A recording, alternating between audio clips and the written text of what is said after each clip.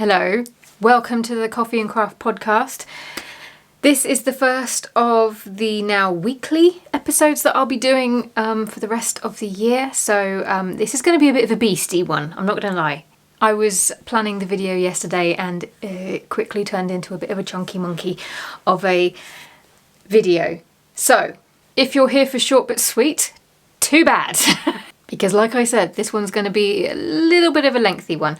I'm going to try and break it up. First part, we're going to be talking about, I'm going to be talking about how I got started and telling you my story with my business and how I built it up from a hobby to what it is now. And that was quite fun. And although you can just listen to this as you're working, I'm going to show you some examples of some stuff that I did because some people have been asking for examples. So examples I will give you. Then the next part, I'm going to be answering some questions that I did a shout out up on the community tab, and some of you were lovely enough to get back to me with some questions, and I will be answering those as best as I can, and you can let me know how I do. Hello, Editing Kim here. This video is now 1 hour and 40 minutes long, so I guess I had a lot to say. Therefore, this video is not going to be all about my business journey / story and a question and answer section at the end. I'm going to split it into two. And the video that you're watching right now is going to be the story time part, where I tell you about my business from its inception to now. And then the next video, I'm going to do the question and answer thing. Part 2 will be coming up very shortly. I'm not quite sure when, so if you're not subscribed already, now would be a good time. Okay, back to the video. Right, it's early here, so rather than a coffee, I have my breakfast beverage. And if you see me looking to this side, it's because I have copious notes, lots and lots of notes, so I will be referring to them every so often. All right, let's get started. I started on Etsy as a complete hobby, and at this time I had a full-time job that I knew one day I wanted to work for myself, but I was like a baby. I had no idea how I was going to do that, what I was going to do, and I wasn't really at that point taking steps towards it. But I wanted to start selling my handmade goods, and I found Etsy, this site where you could sell specifically handmade, and it kicked off in 2005? Well, it was 2007 that I found it. So Etsy itself was a bit of a baby, and we've grown together. We're also going to hate each other a little bit, but that's a by the by. Now, as I remember, it took a good at least 6 months to make my first sale. I want to share that because I do think that there is this misconception that Etsy was easy back in the day, and that if we could just go back to the way things were, it would be some sort of magic solution to the problems that people have getting found on Etsy at the moment. Don't believe it. Not for a second. There were so many things about the early days of Etsy that were just a hot mess and a pain in the neck, and nobody had heard of it. Any sales that I made tended to be from other makers. And 6 months in, I got my first sale from another fellow maker in Australia, and I was making bags. But yes, if I move across here, I can show you some of the items that I made. But yeah, as I couldn't find any pictures of the items, so I had to get this from Etsy, and the information that they keep on archived items is quite limited, so here you go. This is what I've got for you as an example of the sort of thing that I made when I was just doing it as a hobby. Okay, 6 years later, I'm now working part-time because I've had my daughter. She's a year old, and I've decided that now is the time to properly set it up as a business. And I am no longer making bags. I am making dresses. And my shop name at the very, very start was called The Small Things, which was a terrible name because at the time, whenever you put that into Google, all that came up was it Blink 182's song, All the Small Things? And this is when the internet was it wasn't tiny, but it was a lot smaller than it is now. So, learnt a hard lesson right at the start, right there. Anyway, I changed the shop name to The Dress Tree because I was making dresses. And after setting up officially as a business, I made my first business sale about a month later. People were starting to be more aware of Etsy. It wasn't just makers that were buying now, and yeah, it was a lot easier to buy. You didn't need to set up an account. You didn't have to just pay in dollars. It wasn't just PayPal. You could now use credit cards. There were a lot of things that changed that made the whole process a lot easier. I told you the early days of Etsy were not the good old days. Now, to give you an idea of how small I was only on Etsy and Instagram at the time, nowhere else. And whenever I posted onto Instagram, I was getting an average of 5 to 6 likes per post, and most of those people knew me in real life. A lot of this is down to the fact that my progress and my growth at the start was so slow. It was painfully slow. The reason being, I was building this business around my young daughter. If I wasn't at my part-time job, I was at home looking after her, and she was not a baby that you could put down. You get some people who just say, why don't you just put her down and work? No. Some babies, no, just no. We'll leave it at that for the sake of some form of brevity. But also what I was making at the time was physical sewn garments. So it meant having to get out a sewing machine and pointy things and, around little fingers. It was very, very difficult. And I essentially fitted everything that I needed to do within my job, within my business, around her nap times, which over the course of the next few years ranged from 2 hours a day to 1 hour a day to eventually the absolute, I'm trying to find a word that isn't a swear word, challenge that was the time when she dropped all of her naps, and then all of a sudden any free time that I had to work just went out of the window, because you can't just pick up a sewing machine and do all of the things, bearing in mind how noisy it is in the evenings and weekends when your family is about. I mean, I did at times, but to say that it was a challenge would have been a raging understatement. I couldn't tell you exactly how I got through it. I pretty much begged, borrowed and stole any time that I could get my hands on. I have to give Dan credit here, my husband, because he really helped out. He would take her out in the afternoons on the weekends so that I could stay home and do some work. Occasionally, if he could tolerate the sound of the sewing machine going, because I couldn't do it upstairs where my daughter was sleeping, so he'd be downstairs with his headphones on trying to watch TV, and I'd be next to him on the table sewing stuff up. It was that kind of a juggle, just to give you an idea, just to paint the picture. But the important thing was, for all of this work and for all of the trouble that it was to do, the business was growing and sales were increasing gradually and slowly. I was chipping away at it and I was doing the thing, and after 4 years I eventually went full-time. We were living in England at the time. I'm from Wales, and we made the decision to move back to Wales, and obviously that meant having to give up my part-time job. Dan had found a job in Wales to go straight into, and I thought, I will find a job when we get there and the Etsy shop can support me in that time. What ended up happening was that because I had so much more free time to work on my Etsy shop, obviously my sales and my income increased along with the time that I was now had at my disposal. So I didn't need to find a job in the end, and I just went full-time self-employed, and it was wonderful and so busy. I was very busy because I had a unicorn product, and I think this is important to point out because I'm not sure that I would have been able to go full-time otherwise.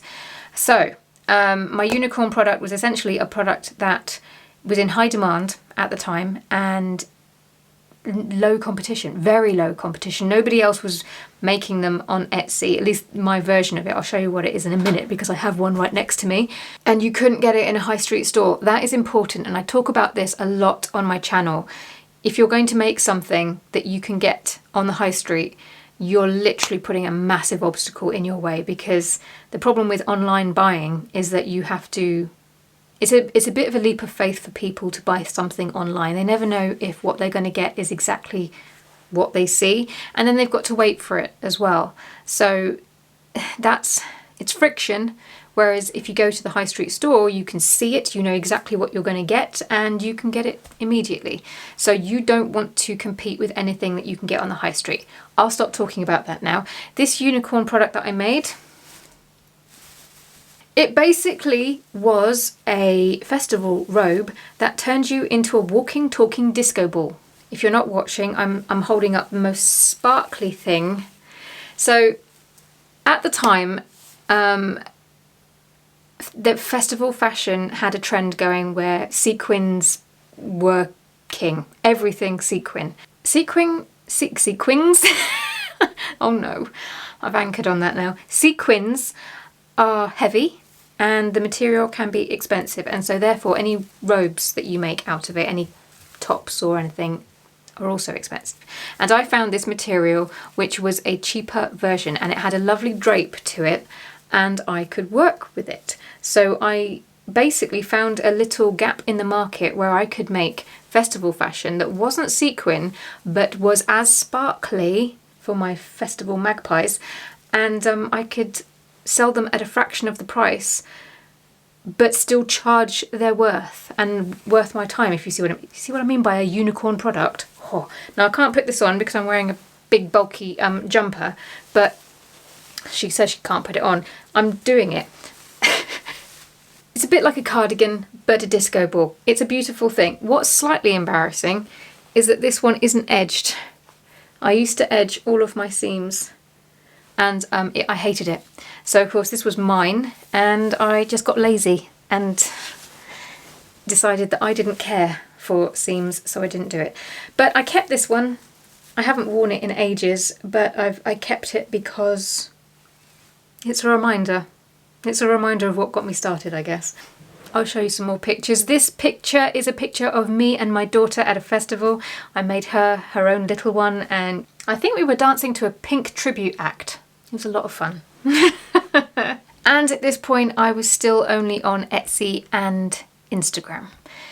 Etsy, I knew I shouldn't be relying on it solely for my income, but I really was that busy that I just didn't have the time to stop and work on anything new, because I was just constantly fulfilling orders that came in, occasionally having to put the shop on vacation mode so that I could clear the decks, bringing it back and finishing up again. It was wonderful. I could wake up and there would be orders waiting for me. And if I hadn't lived through that myself, I almost wouldn't have believed that was a thing, but it was. And then changes happened on Etsy. The biggest one being that Josh Silverman joined Etsy as the CEO, and he brought in a bunch of changes. Now, they didn't affect me straight away, but it was like seeing the storm on the horizon. I knew it was coming for me. It just, sometimes these changes take a little time to trickle down. And I wasn't getting affected by these changes straight away, but I knew they were coming. And that was the hamster wheel thing that I was talking about. I knew I had to, I don't want to say the word pivot, and the people who've been following me for a little while will know why, but that was what I needed to do. I needed to pivot, and I just could not find the time to, so I didn't. And then about a year after moving back to Wales and doing my business full time, those changes caught up with me, and it was like the perfect storm of changes. A few of them were Etsy policy changes. I remember free shipping, they were pushing that really, really hard at the time and prioritising it in search. Localised search was brought in, at least to my corner here in the UK, so I wasn't getting found by my US customers nearly as often. And at the same time, not Etsy based, but the high street stores, after almost 2 years of this like sequin robe trend, they finally caught on and brought them into the high street stores as well. So all of a sudden it was no longer a product that you could only get online, and specifically Etsy as well. It was something you could get in your high street stores. And lastly, there was also a trend in the clothing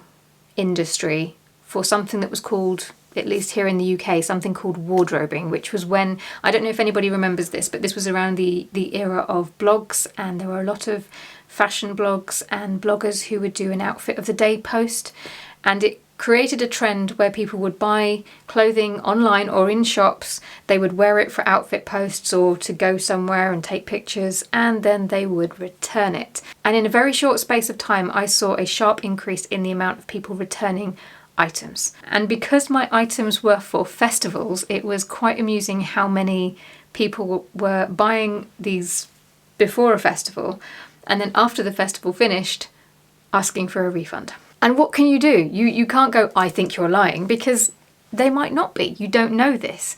Obviously there was a pattern, and I was like, not all of these people have not worn these at all, but okay. But I think what really did it for me was the time that I got contacted by a customer asking for a refund, and I said, sure, if you send the item back, as long as it's in sellable condition, I will issue you with a refund. Her idea of a sellable condition was to send me back the obviously worn top that had the foil dots falling off of it. It stank of campfire smoke, and it was literally the week after the Glastonbury festival, which is the biggest music festival here in the UK. And I just thought, oh God, I am done. As you can see, perfect storm of stuff. We have the wardrobing, we have the high street stores coming in with competition, and we have a number of changes on Etsy that meant that my income and my sales just went, it tanked. So I had been running my business full-time on Etsy for a good 2 years with this unicorn product, and the bubble had kind of burst. So it's now 2019 and I needed to pivot. I had no choice. All of the changes had happened and the time was now. And then what came was quite possibly the lowest point I've had in my self-employed career. I pivoted again. So at this point I'd been sending out items like this for goodness knows how long. And I remember taking some orders to the post office, and it had my shop name on it, which was The Dress Tree at the time. And the lady behind the counter said, oh, you make dresses. And I just remember thinking, I haven't made a dress in the longest time. But of course you can't say that and go into it. So I was just like, oh, yeah, I do. I didn't. I made robes for festivals. At this point, I was also getting very annoyed by the fact that I had fallen into making something that I kind of knew was single use. These robes, they're not the sort of thing that you can just put on to go down, do the school pickup, go and buy groceries with. I mean, you could if you wanted to, but most people were buying these for a single event. And I don't know what they were doing with them afterwards, but I'm willing to bet they were probably just binning them. That didn't sit well with me. I'm a bit of a hippie, and it didn't sit well with me that I was adding to this tsunami of just clothes going to landfill. So I decided to pivot away from that, and I think to try and almost make up for what I figured that I had fallen into, I went into selling eco-friendly products. And I went from being the dress tree to the eco tree. And I chose that because I wanted to keep the name similar enough that it wouldn't completely confuse the audience that I had built. It was challenging. It really did feel like I was starting completely from scratch. A lot of the audience that I had made by that point were there for the festival clothing, and now I was pivoting towards eco-friendly items. Luckily that pivot was pretty quick. I found my foot and my people quite quickly. Building the business up in terms of sales was harder, but again, just like it was at the start, there was slow and consistent growth. So I knew that given time and hard work, I'd be able to get my business back up to where it was. I just needed to hang tight and keep the faith and keep moving forward, as it were. I did this for a year, and paying the bills every single month was a challenge. I had burnt through my savings that I had managed to save up during the festival boom that I'd had. And yeah, it was really, really tough. Traction was happening though. At the start of 2020, I was starting to be able to point to things and say, look, this is going in the right direction. And I started to feel a little bit more at ease with things. And then, well, what happened in 2020, folks? As you can imagine, during that time, nobody wanted to buy reusable cleaning products and reusable stuff to fight an infection that was dangerous, and nobody knew anything about it other than the fact that it was not to be messed with. So all of the work that I had done over that year to grow the business back up to where it was at that point, completely undone. Brilliant. That being said, I agreed with it because I wasn't even sure if it was a good idea at that time to buy in materials from other places and then make something with them and then sell them, send them out. My daughter was, we were all at home. My daughter was being homeschooled. That was not fun. Just for anybody who does homeschool, this is not my view on homeschooling, because what we were doing in that time was not homeschooling. It was Zoom meetings and worksheets, and that's not what homeschooling is, but that's what we were doing at the time, and calling it homeschooling, I guess online learning would probably be more accurate. And it was not fun for anyone involved. It was draining, and the idea of running a business alongside all of that. So basically, the idea to shut the business temporarily was a no-brainer, and I genuinely thought it was only going to be for a few months while everything blew over. Now, this is where YouTube comes in, because obviously it wasn't just for a few months. This started to carry on and on and on, and I was in dire need of something that was mine that I could use to fill that void that my business had taken up, because I love my business. I love running my business. I love talking about it, as you can tell. I just love it. I love the process of running my business as much as I do making the things. And I missed that part of my life that was mine and mine alone so much. So I turned to YouTube, because if I couldn't run my own business, I could make videos talking about it, and that scratched the itch nicely. So I started throwing videos up, and this was the start of 2021. I'd had my channel for a few years by that point, but it was just a hobby, and the stuff that I put up there was a bit of a mishmash. At the time, there was a lot of gardening videos. I had some eco-friendly related topics up there as well. Some stitching videos, some tutorials that are still up. And they are terrible. But this is the sort of thing that I had been using my YouTube channel for up until this point. I didn't really have a strategy. I just had I think my strategy was make a video, put it up as and when. And then people started watching them, and it's like, ooh. And suddenly I had something to fill the void. And that went on for a few months. And as I say, I knew it would one day become a part of the business. I had no idea how. And in my head, I had that being a part of the business way after all of this stuff had finished and gone. And it was more of a future thing. And I thought it would make more sense in the future. So I was just in it just to sort of have skin in the game, basically. But then I made a video, and it was a unicorn video. It was one of those videos where there was a lot of demand for that topic at a time when there was very little competition, and it took off. It was crazy.